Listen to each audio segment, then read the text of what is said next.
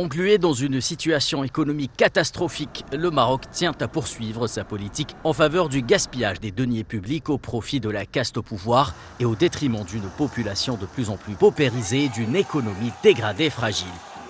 C'est en soi les conclusions tirées par d'éminents économistes marocains, l'image de Fouad Abdelmoumni, qui sur son compte Facebook tire à boulet rouge sur le projet d'extension du TGV et plus précisément la ligne Rabat-Fès. D'un coût de 2,3 milliards de dollars, ce projet s'inscrit dans le cadre d'une enveloppe totale de près de 41 milliards de dollars pour la modernisation du réseau ferroviaire, dit-on dans la presse marocaine. Ces marchés publics bénéficieront essentiellement à des entreprises étrangères. Pour Abdelmoumni et consorts, la viabilité économique de ces projets est à remettre en question en raison de l'insolvabilité du pays, mené vers la banqueroute par un gouvernement dont le programme est contesté, notamment pour ses mesures antisociales et ses réformes qui ne profitent qu'à ceux qui sont à l'intérieur du cercle royal et guère aux plus démunis. De l'aveu même du ministre marocain des Transports, Mohamed Abdeljalil, le projet nécessitera une enveloppe budgétaire importante, d'où l'importance de la mobilisation de tous les partenaires pour trouver des solutions de financement, dit-il.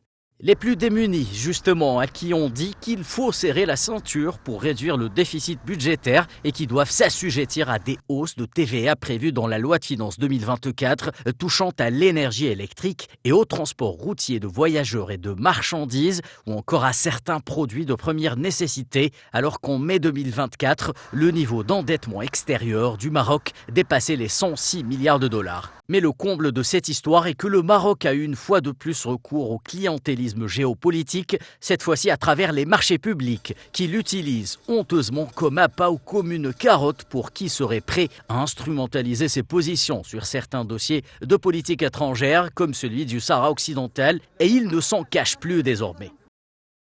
Aujourd'hui, même si les expertises et les offres sont toutes de prestige, il est clair que le choix du DG de l'ONCF se fera à la lumière des enjeux diplomatiques et géostratégiques. La France, l'Espagne et aujourd'hui la Corée, sur quelle base ces acteurs seront-ils départagés ? Fuite en avant économique, marchandage politique. En agissant de la sorte, le régime du Makhzen démontre une fois de plus son attachement à servir l'intérêt du plus fort au détriment du plus faible, fût-il son propre peuple.